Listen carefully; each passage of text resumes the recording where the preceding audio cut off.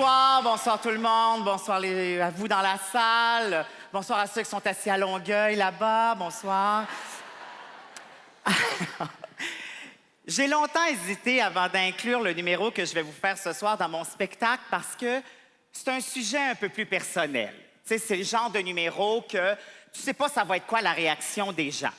C'est un peu comme quand quelqu'un a du brocoli de poignée entre les deux palettes, puis tu lui dis, ça se peut qu'il te réponde « Oh, merci de me l'avoir dit », ou ça se peut que ça jette un fret puis tout le monde regarde à terre. Alors, je vous mets en contexte. On est à Beauport, en banlieue de Québec, 1989. J'ai 18 ans, je vais au cégep et j'ai commencé à sortir dans les bars gays. Je découvre ma vie de gay, c'est-à-dire s'habiller au château, danser sur des caisses de son en me pinçant les mamelons et surtout devenir le confident de plein de petites grosses. Et c'est vrai. Alors, j'aime ça, hein? Je découvre que je suis pas tout seul comme ça. Je découvre que deux hommes qui s'aiment, ça se peut. Et je découvre aussi qu'une moustache, ça peut t'irriter une paire de fesses, c'est pas trop long.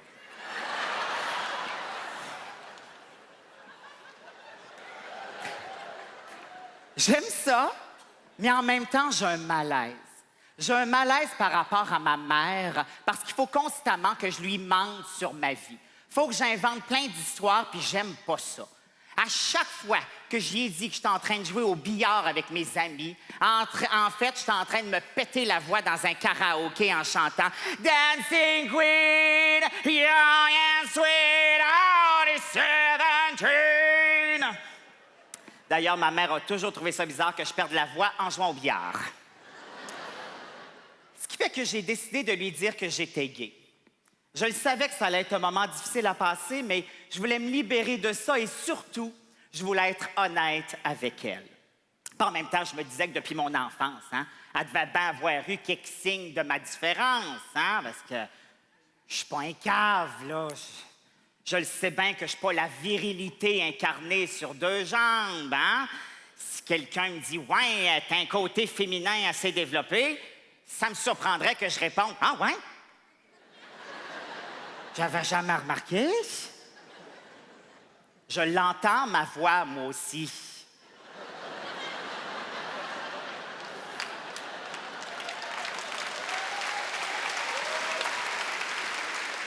Je le sais que je suis plus proche de la tonalité de Minnie Mouse que de celle de Barry White. Bon, ce qui fait que, donc, elle devait avoir quelques signes de ma différence. Et d'ailleurs, j'ai apporté quelques photos qui, d'après moi, auraient pu lui mettre la puce à l'oreille. Première photo. Bon, ici, après le choc de mes jambes croches, qu'est-ce qu'on remarque? C'est la facilité, déjà à l'âge de 3 ans, à coordonner les vêtements. Ah, déjà, je savais comment avantager ma silhouette et mettre mon teint en valeur avec ce exquis petit veston blanc et bas blanc. Deuxième photo. Bon. Quand on prend des pauses de ballet de jazz à 6 ans, c'est assez clair.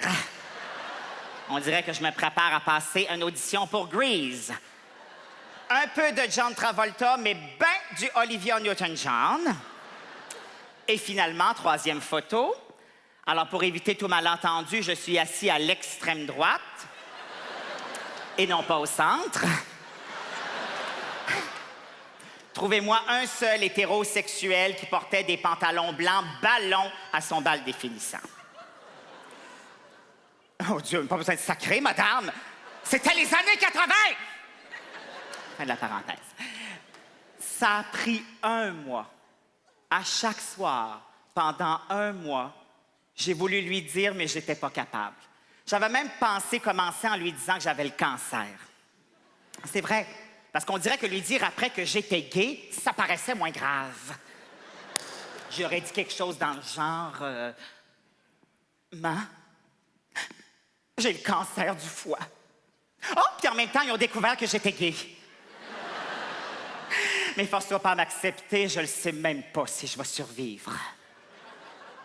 Je le sais, c'est de la manipulation émotive, mais on dirait que quand on est coincé, hein, on pense juste à des solutions stupides. C'est comme le gars qui se fait coincer par la police avec un joint de pote dans ses poches, puis tout ce qu'il trouve à dire, c'est « Ah ouais?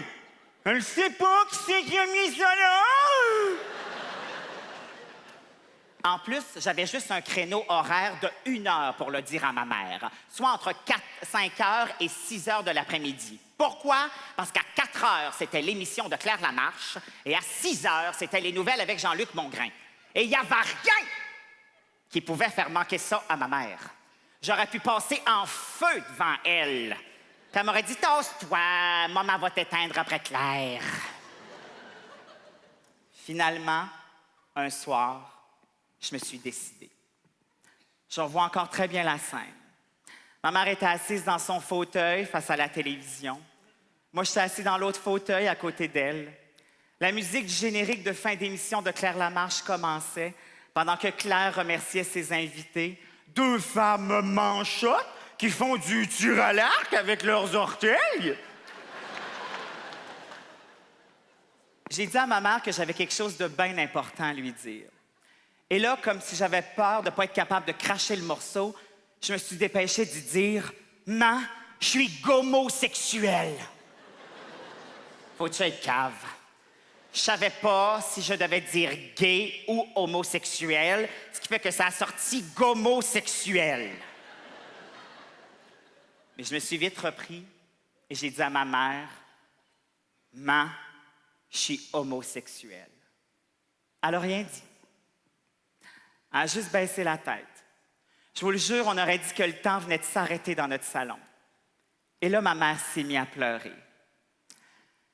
Moi aussi, je pleurais parce que je venais de faire mal à ma mère. Et la dernière chose qu'on veut dans la vie, c'est faire mal à notre mère. N'importe qui d'autre, mais pas notre mère. Tu sais, il y a du monde que c'est le fun de faire pleurer. Le petit voisin là, qui vient tout le temps jouer dans vos plates-bandes de fleurs, là, c'est le fun de le voir pleurer quand on recule son bicycle avec notre char. Mais pas notre mère. Et là, en 2 ravalages de goutte au nez, ma mère m'a posé la question qu'aucun gay veut entendre. Qu'est-ce que j'ai fait? J'ai pas été une bonne mère? Ça, là, je vous jure, c'est le coup de poignard dans le cœur. Faut tout le temps que les mères pensent que c'est de leur faute, hein? En fait, tout est de leur faute. Tu te cognes le genou sur le bord de la table, tout de suite, ta mère dit « Eh, maudit! J'aurais dû acheter une table plus molle aussi. » Mais je voulais pas qu'elle pense que c'est de sa faute. En fait, sachez-le donc une fois pour toutes, ça n'a rien à voir avec les parents, OK? Puis les papas, là, arrêtez de vous sentir coupable. Arrêtez de penser que si vous aviez amené votre enfant plus souvent au hockey ou à la pêche, il ne serait pas gay. Ça n'a rien à voir. Être gay, les papas, c'est comme votre calvitie ou votre bedaine de bière. C'est des gènes naturels. Alors, je peux vous dire que les 2-3 mois qui ont suivi n'ont pas été faciles à la maison. Ma mère puis moi, on faisait comme si c'était pas arrivé. Puis un soir, pendant qu'on soupait, ma mère m'a dit que le sujet de l'émission de Claire Lamarche aujourd'hui, c'était « Les parents et leurs enfants homosexuels ». Et là, elle m'a dit qu'elle avait compris bien des affaires. En fait, elle s'était posé une question importante. Qu'est-ce qui est le mieux? Perdre mon enfant ou accepter ce qu'il est? Elle m'a dit qu'elle avait choisi la deuxième option. Moi, j'étais bien soulagée, puis en même temps, je me disais, si bol, elle n'aurait pas pu le faire avant, ce sujet-là, Claire Lamarche!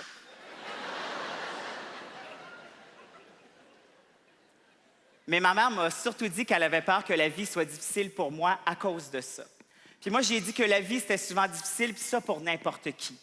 Être gay dans la société, c'est une difficulté parmi tant d'autres, puis que dans l'échelle de la difficulté, j'aime mieux être gay que roux.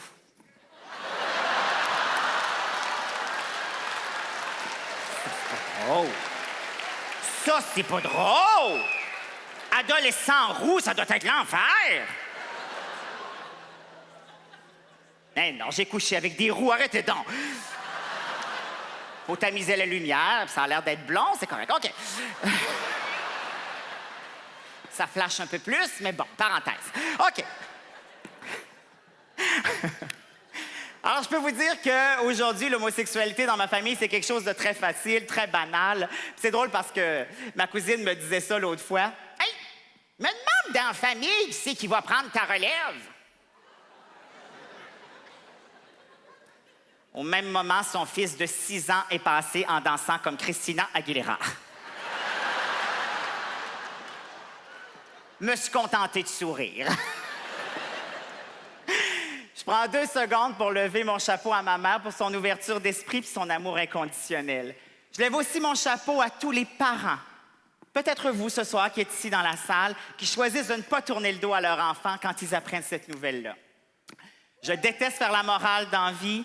Je me pense certainement pas plus fin qu'un autre, je vous le jure, mais je veux juste vous dire une petite chose.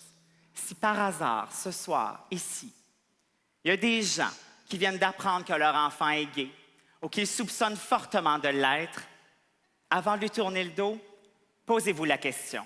Qu'est-ce qui est le mieux? Perdre votre enfant ou accepter ce qu'il est? Merci.